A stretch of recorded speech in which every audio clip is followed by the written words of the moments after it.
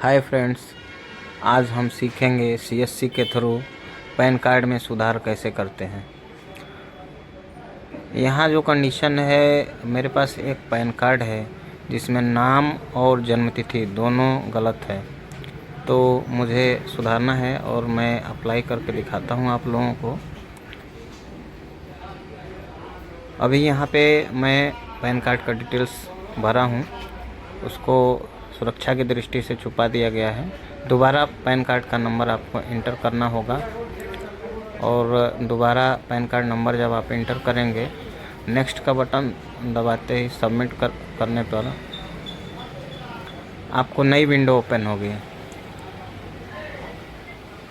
इस विंडो में आपको क्लाइंट का डिटेल फेच कर लेना है। फेच करेंगे तो पैन कार्ड के सर्वर पे जो डाटा होगा वो आपको यहाँ शो हो जाएगा। अब इसमें मुझे नाम में सुधार करना था, तो नाम का जो आधार से डिटेल है वो स्पेलिंग मिस्टेक है, तो स्पेलिंग जो आधार का है वो मैं सही इसमें फिलअप कर दिया हूँ। नाम सही करने के बाद फिर वहाँ पे टिक करना होता है, टिक लगा देंगे। मुझे नाम सही करना है और फादर्स नेम में डाटा फेच कर लेंगे, क्योंकि फादर्स नेम चेंज नहीं करना था। अगर चेंज करना है तो यहाँ भी फादर्स नेम सही डाल देंगे और निशान, टिक का निशान ज़रूर लगाएंगे।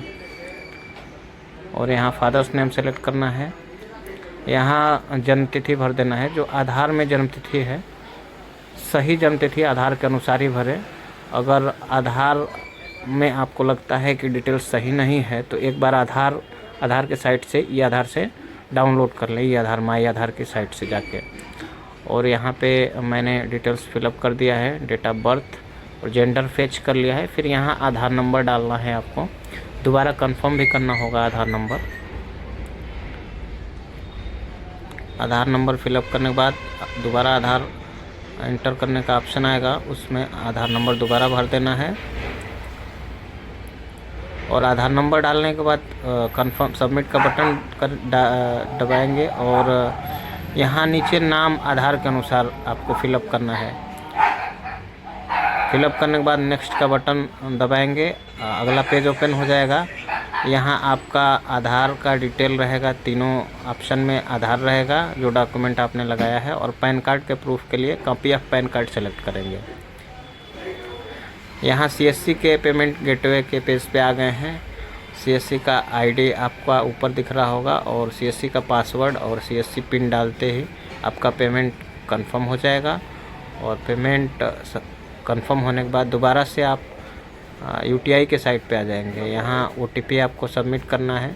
ओटीपी सबमिट करते ही आपका जो आधार का डिटेल्स होगा वो फेच हो जाएगा माई आधार की साइट से, तो आपको एड्रेस वगैरह भरने की ज़रूरत नहीं है, वो सारा डिटेल्स अपने आप ही फिलअप होके आ जाएगा ओटीपी डालने के बाद। यहाँ एक कंडीशन ये है कि आप स्टार्टिंग में डिजिटल मोड अगर सेलेक्ट करते हैं तो ही यहाँ ओटीपी डालने का ऑप्शन आएगा, अदरवाइज़ आपको सारा डिटेल्स खुद से ही भरना होता है। तो पैन कार्ड का एप्लीकेशन स्टार्ट करते समय डिजिटल मोड सेलेक्ट करना ज़रूरी है, इसका विशेष ध्यान रखें। क्लाइंट ओटीपी देने में देरी कर रहा है, इस वजह से थोड़ा समय लग रहा है।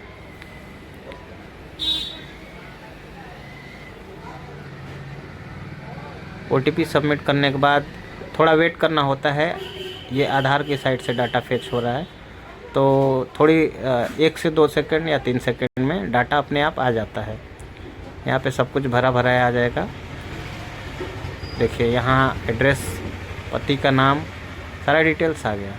फिर यहाँ पे आपको अपना मोबाइल नंबर और ईमेल आईडी सबमिट करना है। ईमेल आईडी और मोबाइल नंबर दोनों जो लेटेस्ट हो वो यहाँ डाल देंगे और टिक ज़रूर लगाएंगे, क्योंकि टिक नहीं लगाएंगे तो डिटेल्स अपडेट नहीं होंगे। टिक लगाना बहुत ज़रूरी है। अगर किसी भी ऑप्शन पे आप टिक नहीं लगाते हैं तो वो डिटेल अपडेट नहीं होगा, जिस पे टिक लगाएंगे वही अपडेट होगा। तो यहाँ हमने टिक लगाते हुए ईमेल आईडी और मोबाइल नंबर दोनों सबमिट कर दिया है। और यहाँ पे बस क्लिक करते ही आपका नाम नेक्स्ट पेज पे यहाँ नाम आपका अपने आप आ जाएगा। और यहाँ जो डॉक्यूमेंट मैंने लगाया था वो डॉक्यूमेंट 2 डॉक्यूमेंट लगाया मैंने, एक पैन की कॉपी, एक आधार। और यहाँ अपना एड्रेस डालेंगे और सबमिट करेंगे। सबमिट करते ही ये सीडेक की साइट पे लेके जाता है रीडायरेक्ट होकर। और सीडेक की साइट पे जाते ही वहाँ आपको अपना आधार दोबारा से डालना है और आधार डालेंगे, इंटर करेंगे तो OTP जाएगा सेम नंबर पे, जो आधार रजिस्टर्ड नंबर होगा उस पर OTP जाएगा। OTP डालते ही आपका प्रोसेस कंप्लीट हो जाएगा और पैन कार्ड का रिसिप्ट जनरेट होता है। उस रिसिप्ट में आपको सारी डिटेल्स रहेंगी, जो भी डिटेल्स आपने अपडेट किया है वो सारा डिटेल्स, और उसमें आपका जो पैन का नंबर रहेगा और आधार के लास्ट के 4 डिजिट होते हैं। और उसमें एक एक्नॉलेजमेंट नंबर रहता है, उस एक्नॉलेजमेंट नंबर से आप चेक कर पाएंगे कि आपका पैन कार्ड का स्थिति क्या है। आप चाहे तो CSC के थ्रू UTI की साइट लॉगिन करके वहाँ भी चेक कर सकते हैं कि अभी क्लाइंट का पैन कार्ड किस स्थिति में है और वो अपडेट हो गया कि नहीं हो गया। अगर अपडेट हो जाता है तो बाई पोस्ट आपका 15 दिन मैक्सिमम लगता है। 15 दिन में क्लाइंट के पते पे जो आधार में पता रहता है उसी पते पे चला जाता है। ये देखिए मैंने OTP सबमिट कर दिया है और ये सारा डिटेल्स आ गया। यहाँ पे रसीद जनरेट हो गई, इसको प्रिंट करके देना होता है। बस इतना ही आसान सा प्रोसेस है। धन्यवाद।